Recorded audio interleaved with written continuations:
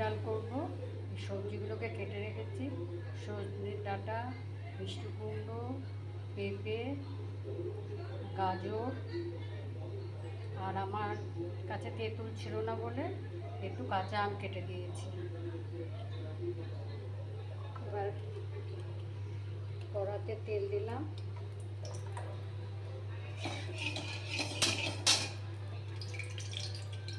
তেল দিয়ে এই দুটো লঙ্কা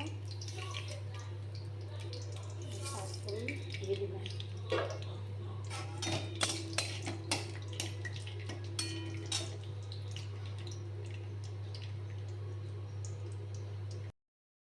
ফোড়নটা ভাজা হয়ে গেলে কারিটা দিয়ে দিলাম।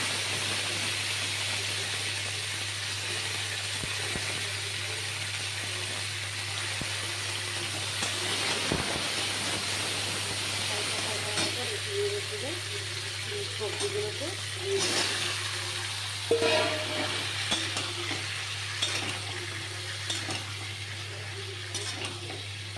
আমি একটু তরমুজের খোসাও দিয়ে দিই।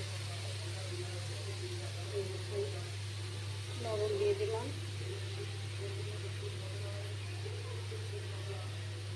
একটু হলুদ দিয়ে দিলাম, চামচ আদা দিয়ে দিলাম।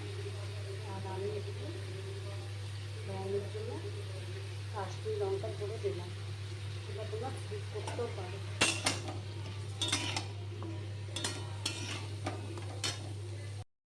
মশলাটা একটু ভাজা ভাজা হয়ে এসছে, তারপরে আমি এই রোগ ডালটা ভিজিয়ে রেখেছিলাম। তোমরা ইচ্ছা হলে ভিজিয়ে রাখতেও পারো, নাও পারো। আমি একটু ভিজিয়ে রেখেছিলাম, এটা দিয়ে এবার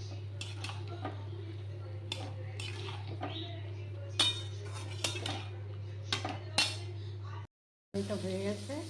এখানে যে সম্বার মশলাটা করে রেখেছিলাম ওটা মিশিয়ে দিলাম, 2 চামচ দিয়ে দিলাম। আমার সম্বার ডালটা কমপ্লিট হয়ে গেছে।